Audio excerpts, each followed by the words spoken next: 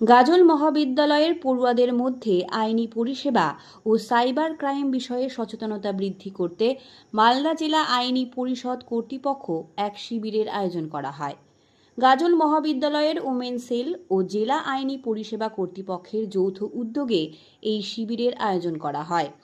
কলেজের গীতাঞ্জলি সেমিনার রুমে আয়োজিত এই শিবিরের প্রধান বক্তা হিসেবে উপস্থিত ছিলেন ডিস্ট্রিক্ট জাজ তথা মালদা জেলা আইনি কর্তৃপক্ষের চেয়ারম্যান সুভয়া ব্যানার্জি, অতিরিক্ত জেলা জাজ মন্দির দাশগুপ্ত, অতিরিক্ত সেশন জাজ তথা মালদা জেলা আইনি পরিষেবা কর্তৃপক্ষের সেক্রেটারি প্রিয়াঙ্কা বসু, এছাড়াও অন্যান্যরা। ছাত্রছাত্রীরা অনেকে উপস্থিত ছিলেন এই সচেতনতা শিবিরে। এদিন এই সচেতনতা শিবিরে সাইবার ক্রাইম সংক্রান্ত বিভিন্ন বিষয়ে আলোচনা করেন উপস্থিত বিচারকেরা।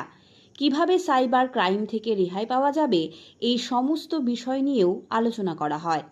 মোবাইল ফোনের ব্যবহার, পাশাপাশি ইমেল ব্যবহার আরও কিভাবে নিরাপদ করা যেতে পারে, মোবাইল ব্যবহারের সময় কোন কোন জিনিসগুলি মাথায় রাখতে হবে, এই সমস্ত বিষয়গুলি নিয়ে উপস্থিত ছাত্রছাত্রীদের সচেতনতা করা হয়। এদিনের এই সচেতনতা শিবিরে গাজল মহাবিদ্যালয়ের প্রায় শতাধিক ছাত্রছাত্রীরা উপস্থিত হয়েছিল।